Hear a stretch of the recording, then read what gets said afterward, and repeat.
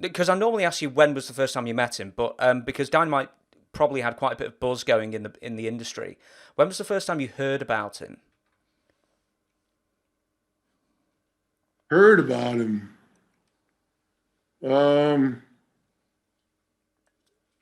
Probably when he was Japan, when he was getting when he was a Tiger Mask and who was his other chief rival there? The Cobra, maybe.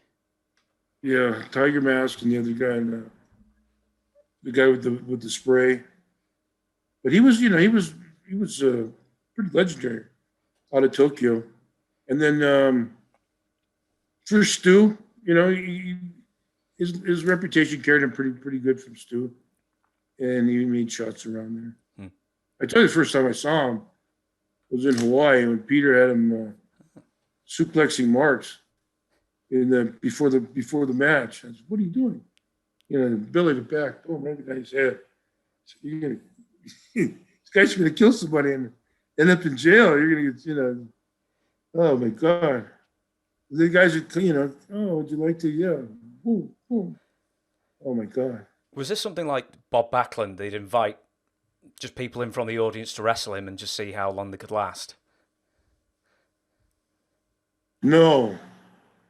Bob wouldn't hurt you. He'd ride you down and tire you out, or lock you up. And no, these were high altitude activities. But these were people who would volunteer to come in, before the matches, just to sort of test themselves. Yeah. There are a few lined up. I'm not down the road. It wasn't a big crowd anyway. It was just a little crowd. But there's a few guys that wanted to. And that mat, the old Block Arena mat, was like landing on the floor. There's no give to it, lumps in it. Dark Side of the Ring also spends time talking about, as well as Mick Foley does in his first book, when Dynamite broke Mick's jaw for daring to suggest a spot in the back. Was Dynamite particularly known for taking liberties with the enhancement talent?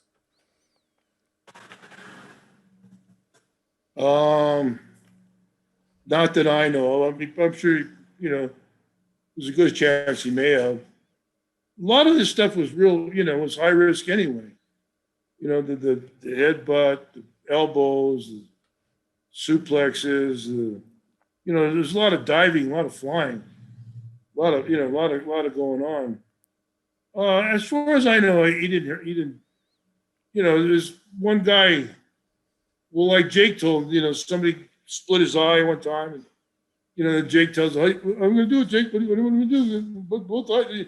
You don't say yes, then it's going to be both eyes, and they tell him which eye you want me to use. Blacken his left eye. Then okay. That's 100%. Is he one night Japan? Some guy and boom, you got a bloody nose or split lip or in eye or something like that. Oh, that boy has to learn a lesson. Listen to. So you go down next day. Oh, I'm with Yasu today. Lovely. What do you want me to do? What do you know? No, don't get me involved. Okay. He took the guy down, locked him up, cradled him, tied him up, got his arm, took his arm, bit the arm, tore off a piece of skin, and spit it out. There you go, mate. That's for the eye, mate. No problem. That was it.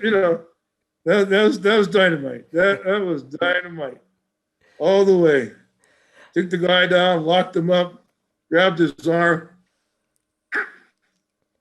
ripped a piece of skin, flesh off, left a nice hole in the guy's arm, and then boom, just spit it out. Oh, that's it, mate. That was over. And after that's the end. That's the way. That was his mentality. That was, cut eye. There's no cut eye. It's over. That's all. That was happened yesterday. This happened tonight. The end. That was his mentality.